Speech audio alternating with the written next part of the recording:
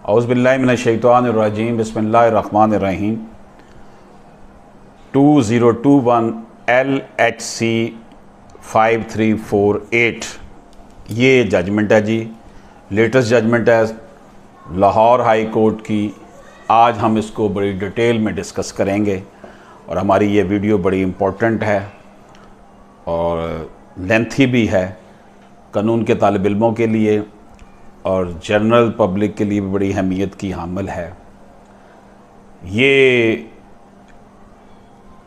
Civil revision number 2682/2011 है जी। Kamla Bibi versus province of Punjab etcetera.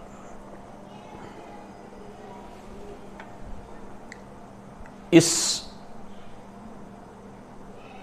Civil revision का फैसला ऑनरेबल जस्टिस रसाल हसन सैयद साहब ने किया है।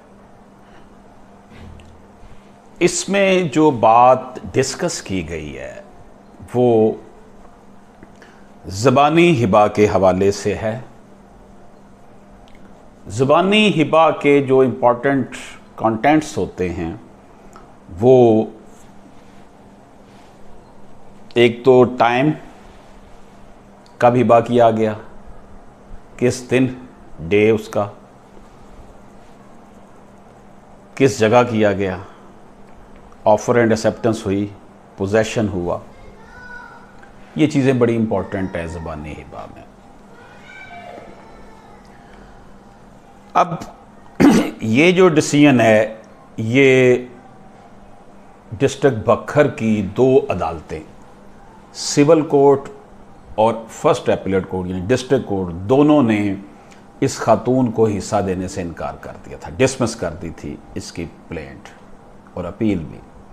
और ऑनरेबल हाई कोर्ट ने इस फैसले को खातून के हक़ में दिया। सबसे पहली बात तो ये है, मैं ये अपनी अक्सर जितनी भी मेरी गुफ्तगू होती है, लाहौर बार में भी मैंने जो लेक्चर्स दिए हैं, यहाँ पर जो वीडियोस बनती हैं, उसमें मैं यही कहता हूँ कि ये कितना जुल्म है कि आप सिविल कोर्ट में और एपीलेट जो कोर्ट है, first appellate court, district court, उसमें इतना टाइम ज़ाया करने के बाद कहीं आकर आपको फिर हाई कोर्ट से या सुप्रीम कोर्ट से रिलीफ मिलता है। अब ये सिविल जज भक्खर ने 8/3/2010 को फैसला खातून के ख़िलाफ़ किया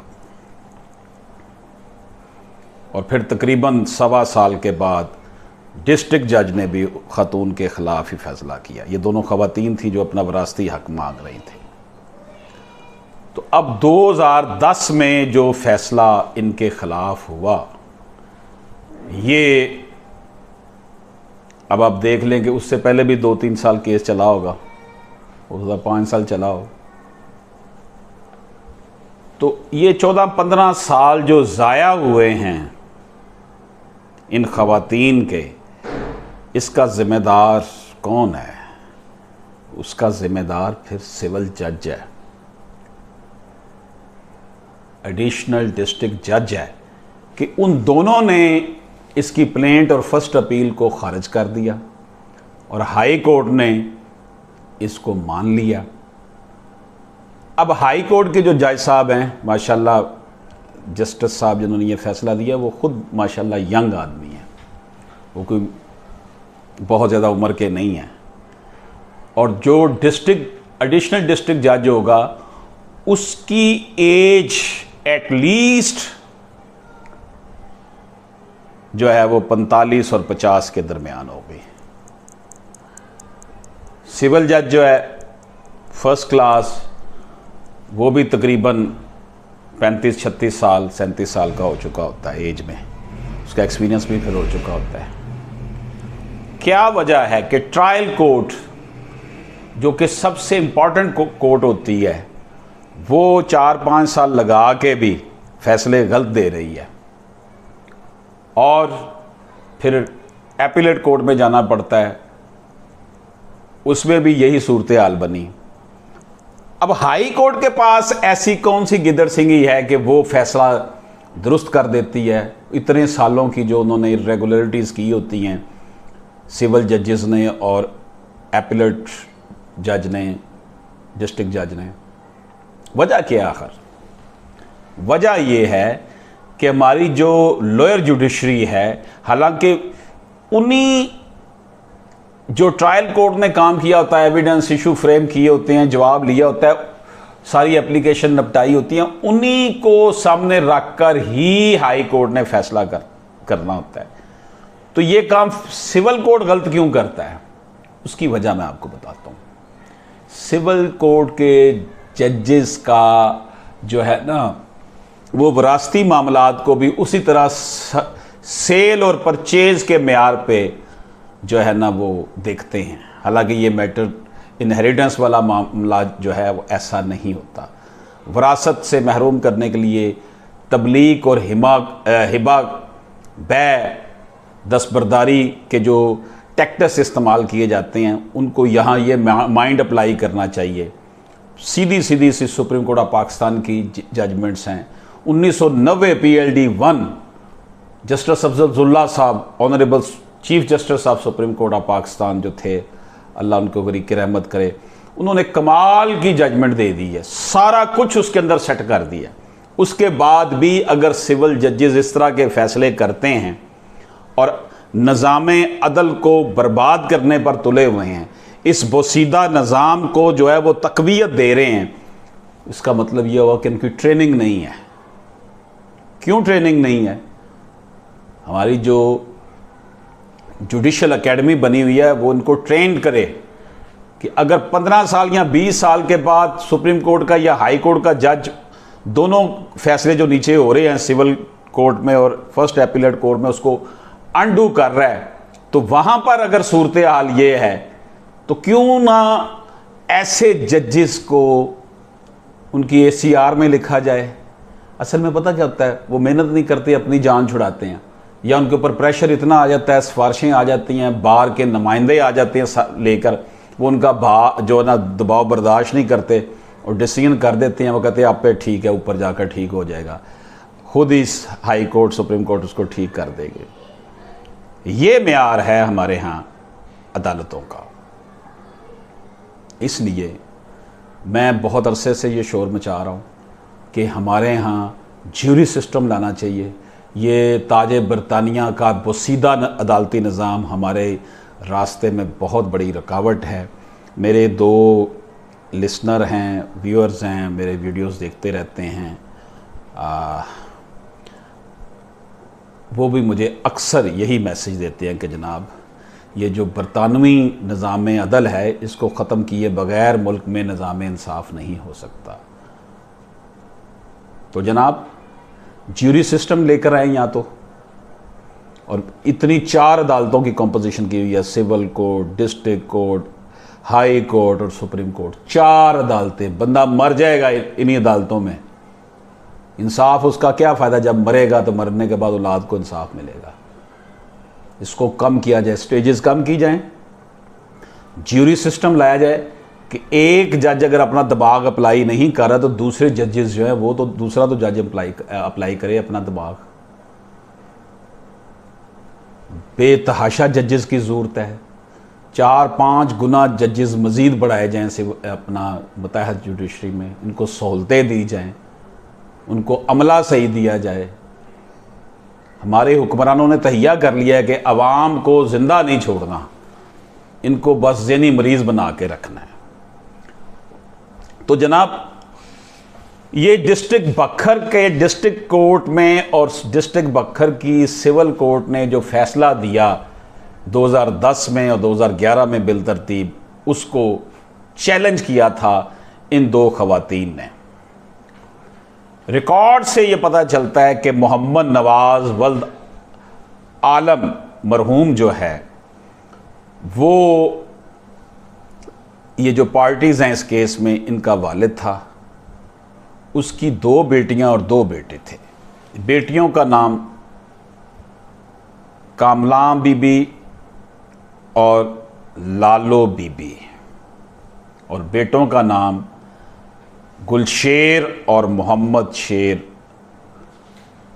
अल मारूफ करीता।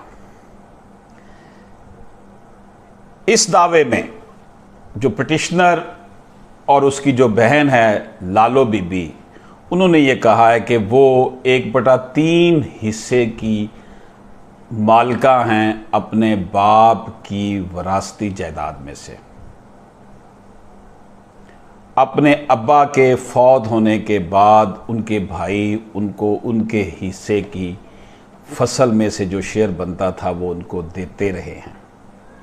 लेकिन 1 साल पहले जब उन्होंने कहा कि हमें हमारी लैंड हमारे हवाले कर दी जाए, ट्रांसफ़र कर दें हमारे नाम पर और हमें उसका कब्ज़ा दे दें, तो उन्होंने वो पैसे देने, वो जो शेयर था वो देना भी बंद कर दिया। इससे ये इनको खटके कि ये क्या चक्कर है, अभी हमें ना तो ये अब हमारा हिस्सा दे रहे हैं फसल की सूरत में और ना ही हमारे हवाले ये कर रहे हैं हमारी लैंड।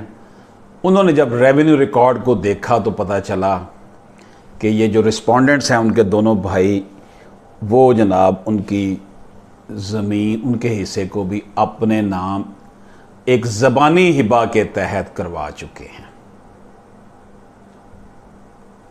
अब इनका ये कहना था कि मोहम्मद नवाज़ उनका वालिद था, उसने कोई गिफ्ट नहीं कभी इनको किया, अपनी ज़िंदगी में उसने कोई ट्रांसफ़र नहीं किए और वो कभी रेवेन्यू ऑफिशल्स के सामने, पटवारी तहसीलदार के सामने पेश नहीं हुआ और उसने कभी साइन या अंगूठा नहीं लगाया रेवेन्यू पेपर्स पर जो कि इस प्रॉपर्टी के हवाले से है जिसमें इंतकालात किए गए। इन ख़वातीन का, पिटिशनर्स का ये कहना था कि ये जो कहानी इन्होंने घड़ी है गिफ्ट की, ये टोटली झूठी है, फिक्शन है, एक अफसाना है। प्लेंट के पैराग्राफ नंबर 5 में ख़ास तौर पर यह कहा गया कि मरहूम मोहम्मद नवाज़ वल्द आलम जो है उसने कभी भी गुलशेर और करीता, अपने दोनों बेटों जिसको अब वो रिप्रेजेंट कर रहे हैं, रिस्पॉन्डेंट नंबर 3 से 9 तक, उसकी औलाद होगी, खुद मर गया होगा, कभी भी हमारे वालिद ने इनको गिफ्ट नहीं किया और ये कभी भी रेवेन्यू ऑफिसर्स के सामने पेश नहीं हुए, ना ही इन्होंने कभी वहाँ पर बयान दिया। और जितनी भी ये कह रहे हैं जी वहाँ पर प्रोसीडिंग हुई थी, ये सारी झूठी है, अफसानवी घड़ी है, मन घड़त है और ये रेवेन्यू के स्टाफ के साथ मिलकर मन घड़त कहानी बनाई गई है। और ये गिफ्ट के जो इंग्रेडिएंट्स हैं उसको भी फुलफ़िल नहीं किया गया। इसमें ऑफ़र और एक्सेप्टेंस वाला मामला भी नहीं हुआ, पोजेशन वाला मामला भी नहीं हुआ और किसी किस्म की भी जो है ना कोई कानूनी कार्रवाई नहीं हुई। अब ये बात जाहिर करती है कि रिस्पोंडेंट गलत हैं, लेकिन रिस्पोंडेंट कह रहे हैं कि जनाब उन्होंने गिफ्ट बिल्कुल दुरुस्त हुआ। अब necessary particulars, time, date, place and the particulars of the witness in whose presence the oral gift was alleged to be made were not mentioned, nor was it specifically claimed that any declaration and acceptance of oral gift was ever made. अब plaint में इनका जवाब जो respondent की तरफ से है उसमें ये वाज़ेह है कि ना तो उस जगह का नाम, उस मकाम का नाम, वक्त, दिन, तारीख़ बताया गया है जब ये ओरल गिफ्ट इन्होंने अपने बाप से करवाया, इन लड़कों ने, उसके बेटों ने। शहादत जब हुई तो लालो बीबी ने ख़ास तौर पर यह कहा कि कभी भी गिफ्ट डीड नहीं हुई, गिफ्ट नहीं हुआ, हिबा नहीं हुआ मोहम्मद नवाज़ की तरफ से। और ये सब कुछ उन्होंने उनकी वफ़ात के बाद कोई 2 नंबर काम किया। उसने ये भी कहा कि जो रिस्पोंडेंट्स हैं उसके भाई और उसकी औलाद जो भी अब बाकी उसके जो उनके वो मुझे मेरी हिस्सा मुझे देते रहे हैं, लेकिन जब उन्होंने अपना उनसे कहा कि हमें दिया जाए, पोजेशन दिया जाए लैंड हमारे हिस्से की, अभी हमें दे दें, तब उन्होंने वो देना बंद कर दिया। It came to their knowledge that the respondents had fraudulently got transferred the land in their favor. It was further deposed that before his demise, their father was unable to walk and he was not mentally sound. वफात से पहले उसकी तकरीबन 80 साल उम्र थी बात की, वो तो चल भी नहीं सकता था, पैरालाइज था। वो कैसे ये महकमा रेवेन्यू के पास जाकर ये सारा कुछ कर सकता था? ये सब झूठी कहानी गढ़ी गई है। और ये जो बंदे इन्होंने कहे जी इनके सामने ये विटनेस हैं, ये भी फिक्टिशियस हैं, झूठे हैं। गुलशेर ने जो बयान दिया, उसने कहा जी लैंड उनके जो उनके फेवर में की गई वो हमारे बाप ने बिल्कुल सही की, और इसकी जो म्यूटेशन है, इसके इंतकालात हैं, उसको नसीर अहमद ख़ान और ने जो है टेस्ट किया, तस्दीक की। That the petitioner never claimed any share of बटाई, के पिटिशनर ने कभी उनसे बटाई नहीं ली। ये झूठ बोल रही हैं कि हम इनको हिस्सा देते रहे। Pursual of the statements in chief of DWS clearly shows that DW1, the beneficiary of alleged gift, did not mention time, date, month or year of the alleged oral gift, nor did he depose as to the venue of the alleged gift. जो defendant के witness ने chief बयान करवाया अपना, उसने अपने बयान में ना तो ये जाहिर किया कि कौन सी डेट है, कौन सा महीना है, और कौन सा जो है वो इसमें दिन है। तो आप देख लें, अगर एक्सक्यूज़ मी, आप लाइट को देख लें, ये बंद कर दें, मेरा ख्याल लाइट चली गई है। अब इसमें एक्सक्यूज़ मी, मैं लाइट का प्रॉब्लम था तो मैंने कहा लाइट को देख लें। Petitioner never claimed any share of बटाई। अब ये साबित होता है कि ये सारी झूठी कहानी है जो कि DW1 ने बताई। DW2 Mohammad Ramzan, who deposed that the land was transferred in favor of Gulsher and Karita, son of Muhammad Nawaz, and that the daughters were not given their share। जो दूसरा गवाह रमज़ान है, उसने कहा हाँ जी बेटियों को कुछ नहीं दिया और बेटों को उसने दे दिया था। जब जिरा की गई तो उसने कहा कि mutation were tested with a difference of 15 to 16 days and that they bore his thumb impression.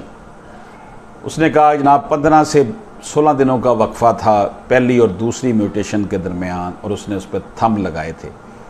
He admitted that the children of Kasam and Nasir Ahmad were alive। उसने कहा जी कासम और नसीर अहमद के बच्चे जो है वो जिंदा थे। ये जो गवाहान थे इन्होंने बताए थे ना, उनके बच्चों की बात दरअसल ये है कि in cases where gift is claimed, it is imperative for the beneficiary to allege foundational ingredients of the gift including time, date and place of the alleged gift in the pleading and thereafter to prove the same. It is also necessary to disclose the name of witness in whose presence the alleged declaration and acceptance of oral gift was enacted. ऐसे मुकदमात जिनमें औरल gift की बात की जाती है, वहाँ पर ये ज़रूरी है कि गिफ्ट कब किया गया, किस मकाम पर किया गया, कितने बजे किया गया, तारीख़ उस दिन क्या थी, ये सारा साबित करना बेनिफिशरी के ऊपर होता है, जो उस गिफ्ट की चीज़ से बेनिफिशियल होता है। इस हवाले से यहाँ पर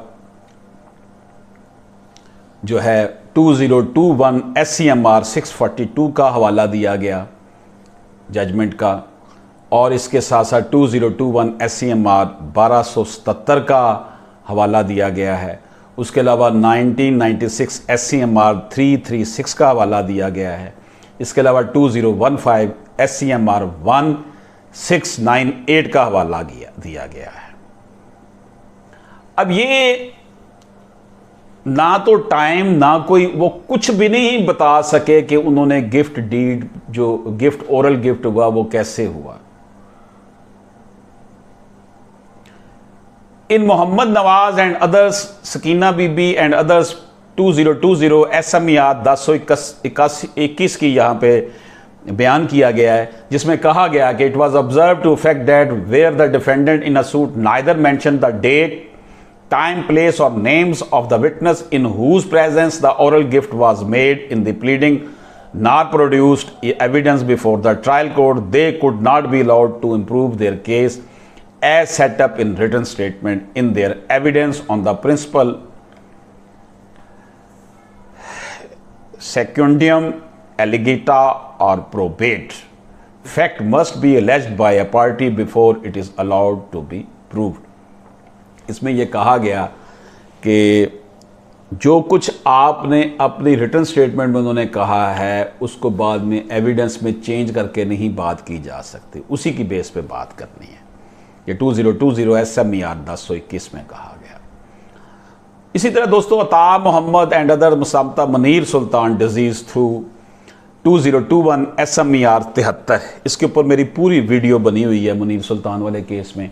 ये मेरा अगर आप पेज पे जाएंगे ना तो सबसे टॉप पर जो वीडियो है ना, टॉप पर उस पे यही वीडियो है जिसमें यह कहा गया, it was observe to the fact that the revenue authority must also be extra vigilant, that the revenue authority must also be extra vigilant when purported gift or paid to deprive daughters and widows from what would have constituted their share in the inheritance of an estate.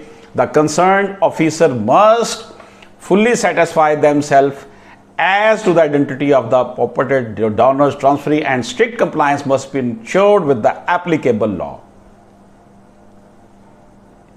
कि जनाब देखेंगे उनको अगर revenue staff को vigilant होना चाहिए कि ये बेटियों को क्यों किया जा रहा है इसमें डिप्राइव। तो दोस्तों ये जो जजमेंट है जस्टिस रिसाल हसन सैयद की बड़ी अच्छी जजमेंट है, लेकिन ये वही जजमेंट है जो ऑलरेडी चल रही हैं सुप्रीम कोर्ट की, उन्हीं को इन्होंने उसके अंदर उसका उन्हीं का हवाला देकर ये बात की है। अब हम अपने केस की तरफ आते हैं जो बखर की दो बहनों का है। Perusal of the record of the instant case showed that no such efforts were made to ensure identification of the persons who had appeared before the revenue officer at the time of attestation of disputed mutation. Rather, the mutations were attested in a casual manner without being conscious of the mandatory obligations of the revenue officers. The revenue officer did not attempt to find out the extraordinary reason for depriving the daughters from the inheritance or awarding special favor to the sons to the exclusion of the daughters, so much so that the daughters were not even summoned to find out as to whether any such transaction of gift was being made in reality by their father and also to their knowledge. वही बात जी इसमें भी honourable Lahore high court का ये फैसला जो मैं आपके सामने बयान कर रहा हूँ, सेम ये वही बात है जो जस्टिस काजी फैज़ीसा साहब ने अपने फैसले मुनीर सुल्तान वाले में भी लिखी कि रेवेन्यू स्टाफ ने उनको नोटिस किया, समन करके नहीं बुलाया और उनको बताया नहीं कि जनाब आपका बाप आपको ये महरूम कर रहा है। वजह ये है कि वो तो ऐसा कोई वाकया हुआ नहीं, ये तो उन्होंने मिली भगत करके, बाप ने तो आके गिफ्ट किया ही नहीं था। इसलिए in the instant case, neither in the pleadings nor in the evidence, the respondents who were under heavy onus to not only establish the actual oral gift by them by their father in their favor, no special reason were however asserted or proved for such discrimination against the daughter or causing their disinheritance. बड़ी अहम बात, यही बात justice काजी फैज़ीसा साहब के फैसला जात में मिलती है। यही बात जस्टिस वकार साहब का जो फैसला था, अल्लाह ताला ने गरीब कर रहमत करे, KPK के जो चीफ जस्टिस रहे, कोरोना में उनका इंतकाल हुआ। यही बात जो रिसेंट फैसला बलूचिस्तान हाई कोर्ट के जज साहब ने लिखा विरासत के हवाले से कि जनाब कोई ऐसी रीज़न नहीं बताएगी कि उनको ज़बानी हिबा की तो बात होगी ना, मैं समझता हूँ वो सेकेंडरी मामला है कि ज़बानी हिबा किया या नहीं किया। अगर उसने लिख कर भी दिया होता फिर भी मैं कहता हूं कि ज़बानी हिबे की भी कोई अहमियत नहीं, लिख कर देने की भी अहमियत नहीं, जब तक कि यह साबित ना किया जाता कि इन बेटियों को बुलाकर उनसे पूछा गया है कि तुम्हारे खिलाफ यह हिबा हो रहा है या इसके बदले तुम्हें कुछ और दिया जा रहा है। इसलिए ये स्टोरी ये नहीं है कि हिबा ज़बानी था तो इसलिए ऑनरेबल लाहौर हाई कोर्ट ने इसको नहीं माना। असल स्टोरी ये है कि वो बताएं कि जनाब however resulted or proved for such discrimination against the daughter or causing their disinheritance। मामला ये नहीं है, मामला ये है कि उनको डिसइनहेरिट क्यों किया गया। ये चीज़ है जो मैं बार बार अपनी वीडियोस में, अपनी गुफ्तगू में भी कहता हूं कि मामला ज़बानी और लिखे हुए हिबा की सेहत का नहीं होता। मामला ये होता है कि जब डिसइनहेरिट किया गया, क्या वहाँ पर रेवेन्यू स्टाफ आया, रेवेन्यू स्टाफ बैठा, उसने नोटिस करके बहनों बेटियों को बुलाया कि जनाब आपके अब्बा इनको ये कर रहे हैं, बताएं ये क्या मामला है, कि आपको इसके बदले कुछ और अकोमोडेट किया गया है। ऐसा नहीं हुआ। पाकिस्तान में सबसे ज़्यादा बड़ा गर्क इस अदालती निज़ाम का करने वाला ये रेवेन्यू डिपार्टमेंट है। रेवेन्यू ऑफिसर्स की प्रॉपर्टीज़ देख लें, नए वालों को सिर्फ जो है ना वो सियासी बंदे ही नज़र आते हैं पकड़ने के लिए। पकड़े ना रेवेन्यू स्टाफ को, ये पटवारी को, तहसीलदार को, इनको पकड़ें, कानून गो को। बड़ा गर्क इन्होंने सिस्टम का किया हुआ है। पटवारी इस तरह घूम रहा होता है जैसे कोई मिनिस्टर है। वो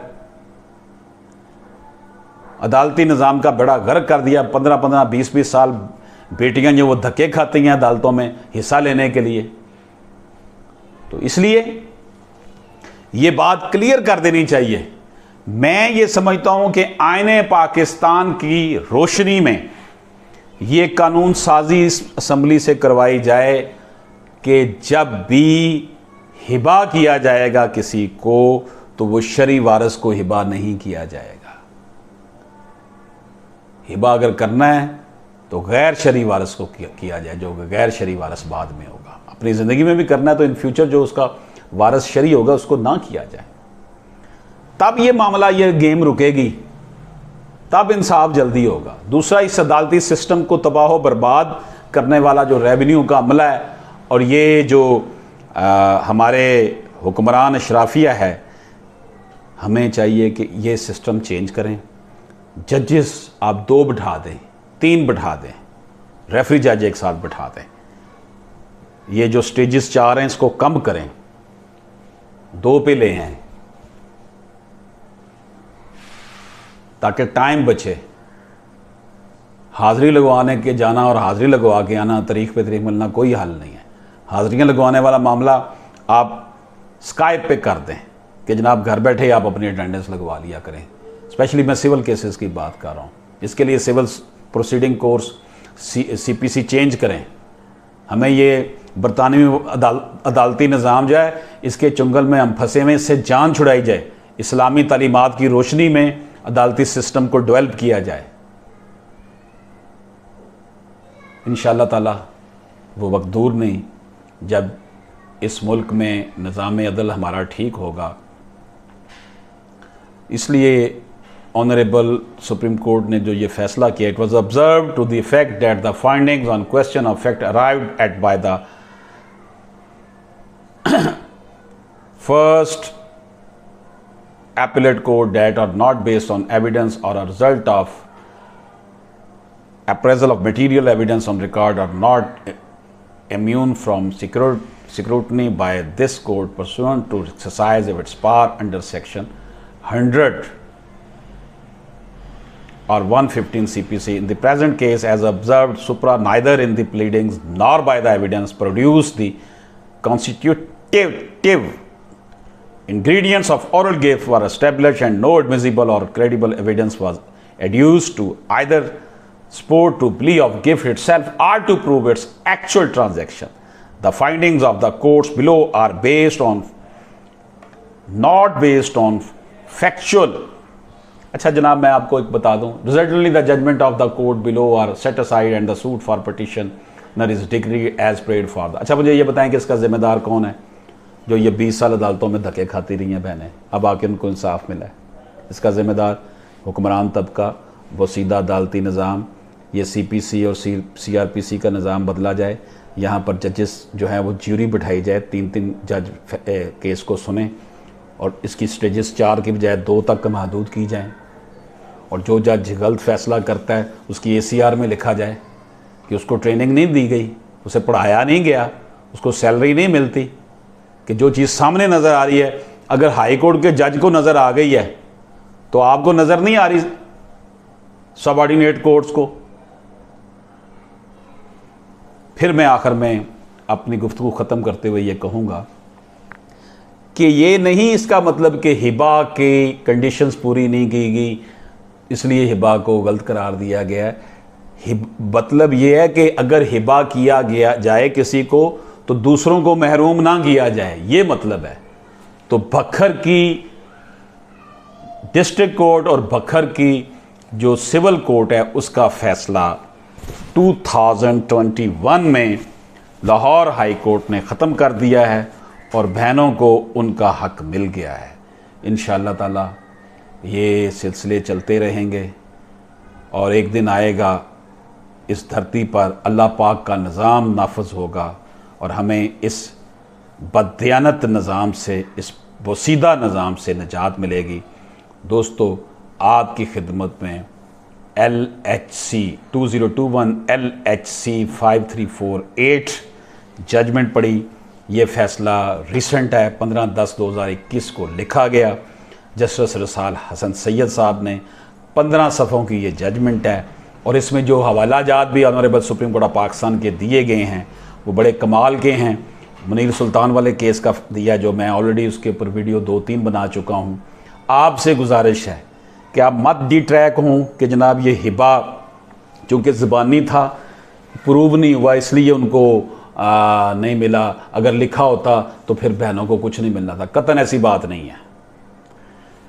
ये सिर्फ वैसे बात, असल चीज़ ये है कि हिबा अगर हो समन करके बुलाया जाए, उनके बयान बहनों के रिकॉर्ड किए जाएं कि जनाब ये हिबा करके आपको महरूम किया जा रहा है, आपको इसके बदले क्या दिया जा रहा है वो बताएं।